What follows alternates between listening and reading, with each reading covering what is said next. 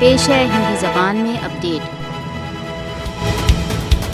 भारत द्वारा अवैध रूप से अधिकृत जम्मू कश्मीर में राजनीतिक कारकुनों, मानवाधिकार संरक्षकों तथा मीडिया के व्यक्तियों की अवैध गिरफ्तारियों में वृद्धि हो रही है। PSA, UAPA जैसे काले कानूनों को भारत द्वारा अवैध रूप से अधिकृत जम्मू कश्मीर में लोगों की अवैध गिरफ्तारियों के लिए प्रयोग किया जा रहा है। हुर्रियत नेता, मीडिया के व्यक्ति, मानवाधिकार संरक्षक, यहाँ तक के सामान्य व्यक्तियों को झूठे मुकाबलों में फंसाया जा रहा है।